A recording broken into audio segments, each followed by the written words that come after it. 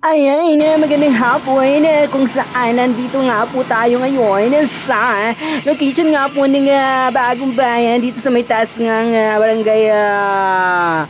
Barangay Bicfor na kundiin. Makikita nyo, napakaganda, charot, napakaganda sa balat ng lupa, charot. So ngayong hapon for today's video ay isang puno nga po mga kaibigan ang tinamaan ng lipat dito nga po sa may Gumabagong Bayan. Malapit lang naman po sa location ng Barangay Hall ng Barangay Bicfor kung saan makikita nyo.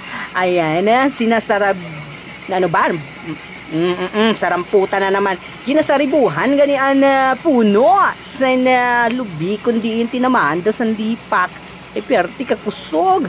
Ay abadaw, mayo nga ni kay puno na sa lubi ang tinamaan. Dili ang mga tao. Ayan. Di bali ba ang tamaan? Delikado kung gabian matamaan. Diyos mio, charot. Ayan. So, ngayong hapon, ayan, binubuhusan nila ng tubig. Yung kasi umapoy. At siyempre may mga bahay sa baba. Baka lumaki yung apoy dun sa taas. At magsilaglagan din sa mga baba nga po ng puno ng niyog na yan.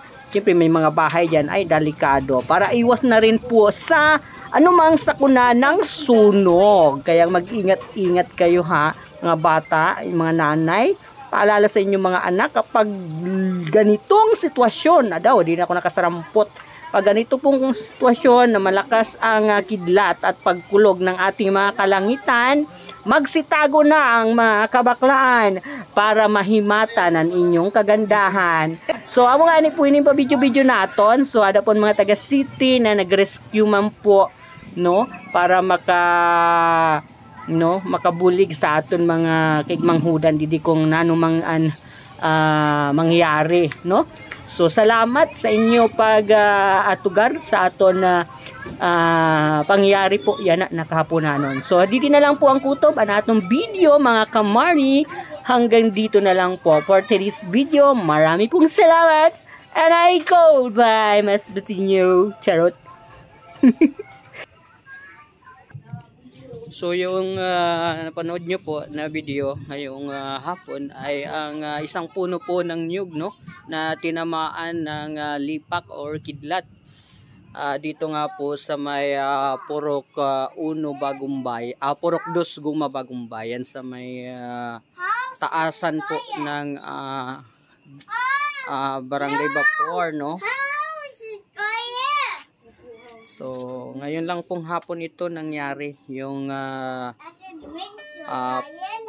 pagkidlat, no, paglipak, no. Kaya sa mga bata na dapat pag mga ganyang dapat nasa loob kayo ng matahanan dahil hindi natin alam kung saan po ito ay tatama. Yun lang po ang ating munting video ngayong hapon.